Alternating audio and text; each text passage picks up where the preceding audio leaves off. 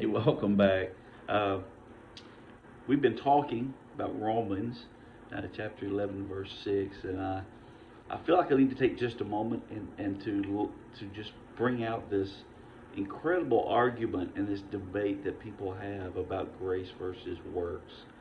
You see, even in the book of James, when James talked about uh, works, uh, a lot of people back in the day when they formed the canon of Scripture, when they came up with the 66 books and said this is it, James was one of the books that almost didn't make it because too many people were concerned that people would then look at salvation through works.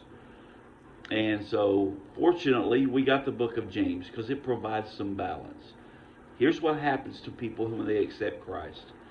In a lot of traditions and a lot of places around the world, people associate, and rightfully so, behavior with their Christianity or their salvation or their decision to follow Christ. And so we say, okay, this person accepted Christ.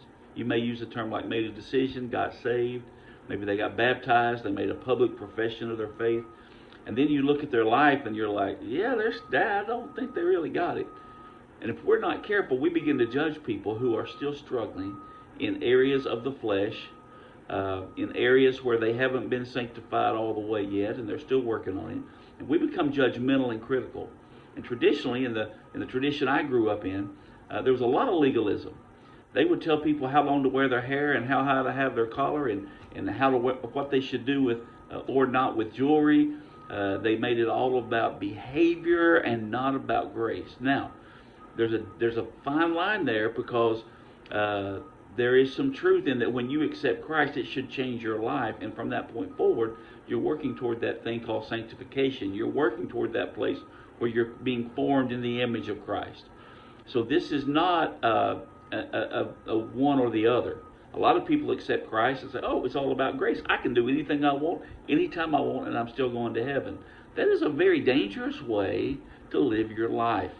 Because when you accept Christ, He demands all. He wants all of your heart. And if you still say, I'm going to do my own thing, it is very possible that grace hadn't kicked in yet. Because what grace does is trains you to live righteously in this present world. And so be careful when we say it's all about grace, it's not about works. Salvation is all about grace. But the way we carry that out demonstrates our love and our commitment to Him. So I'm not here to tell you what's right or what's wrong, or is there backsliding, is there not? Wow, I wish I had that question answered for myself. But I will tell you this. Don't put too much stock in your ability. Put all your stock in His ability, and you're going to make it. So God bless you. We'll come back and hit this again. The next video is going to be about the last part of Romans 11:6. God bless you. I hope you have a great day.